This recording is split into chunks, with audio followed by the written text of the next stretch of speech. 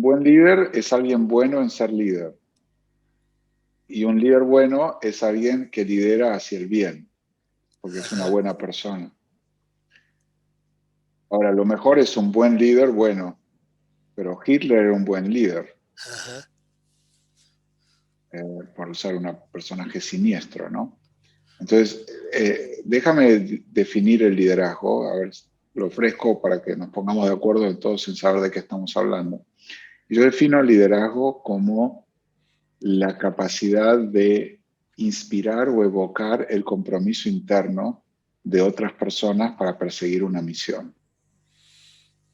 Entonces, mi definición es dependiente, no es tanto lo que el líder hace, sino lo que produce en aquellos que él o ella lidera. El líder es capaz de despertar en los seguidores un compromiso que viene de ellos, no del líder. El líder no es el que tiene autoridad formal para dar premios y castigos. Como dicen los Beatles, you can't buy love. No puedes comprar el amor y tampoco puedes comprar tu liderazgo. No puedes pagar por él. Si pagas por él o lo consigues mediante amenazas, no es liderazgo. Puede ser gerencia, puede ser premios y castigos, puede ser incentivos, pero no es liderazgo. El liderazgo viene de adentro de la persona que decide responder al llamado o a la invitación del líder. Entonces, un buen líder es una persona buena en hacer eso, que tiene una gran capacidad de inspirar a otros a que lo hagan por sí mismos. Mi esfuerzo en el curso que estás tomando en el CBC es ser un líder pedagógico. No quiero que me sigan a mí, pero quiero inspirar a la gente a que aprenda ciertas cosas que a mí me han resultado útiles en la vida y que creo que les puede resultar a ellos también.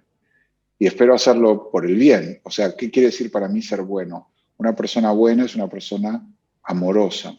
Y el amor, definido también por los estoicos y los filósofos griegos como agape, que es el compromiso con el florecimiento del otro.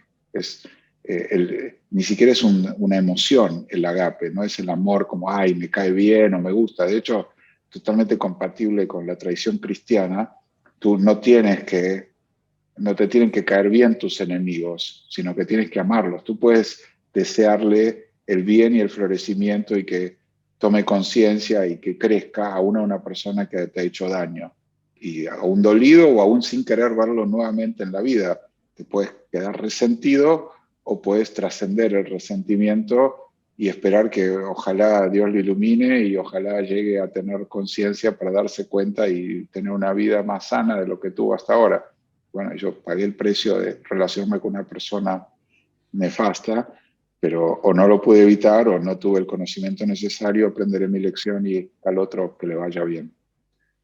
Y entonces, para mí la bondad tiene que ver con el amor, como en inglés se dice loving kindness, que es una de las cualidades del budismo, ¿no? Una bondad amorosa o amor bondadoso, que es este agape, un compromiso con el apoyar el florecimiento del otro.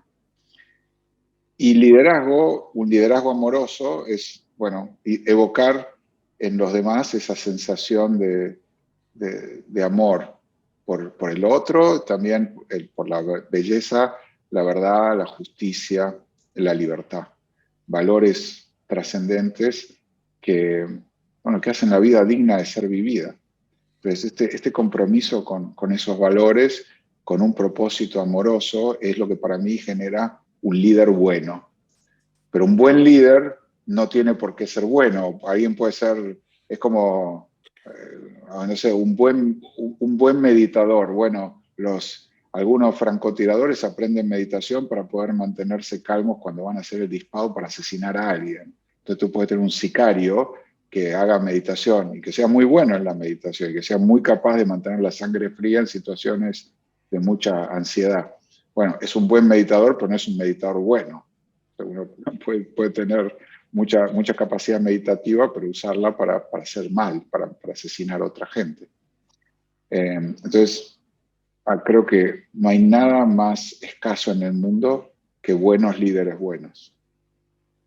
Y que ese es el llamado para aquellos que quieren ser héroes, ser buenos líderes buenos. Y la manera de evocar, la primera forma y la más poderosa que tiene el líder es dar el ejemplo.